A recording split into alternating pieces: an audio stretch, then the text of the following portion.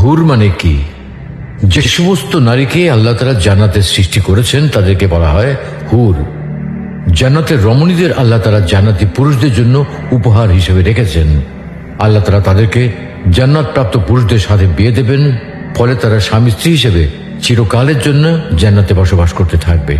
মহান আল্লাহ বলেন, كذلك وزوجناهم بحور عين আর আমি তাদেরকে বড় চোখ বিশিষ্ট হুরদের সাথে বিয়ে দেব। জান্নাতের হুর হবে চিরকুমারী ও সমবয়সের প্রেম সোহাগিনী। জান্নাতে একজন হুর যদি দুনিয়ায় একবার দৃষ্টি দিত, তাহলে আকাশ ও জমিনের মধ্যবর্তী স্থান সুবাসে ভরে যেত। পূর্ব পশ্চিম প্রান্তকে তথা সমগ্র পৃথিবীটাকে সুসজ্জিত করে দিত।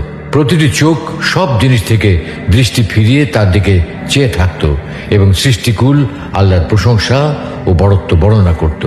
জান্নাতি পুরুষেরা যখনই তাদের দিকে তাকাবে, আনন্দে মন ভরে যাবে। যখন কথা বলবে, ছন্দময় মিষ্টি কথা দ্বারা হৃদয় ভরে দেবে। জান্নাতের রুম সমূহে যখন তারা ঘোরাফেরা করবে, তখন তাদের আলোতে রুমগুলো আলোময় হয়ে যাবে। জান্নাতের অধিবাসী নারী পুরুষগণ হবে একই বয়সের পরিপূর্ণ যুবক যুবতী। জান্নাতের হুর যখন তার স্বামীর চেহারার দিকে তাকাবে, তখন তার হাসিতে জান্নাত আলোময় হয়ে উঠবে। যখন তারা স্বামীর সঙ্গে কথা বলবে, তখন কতই না সুন্দর হবে সেই কথোপকথন।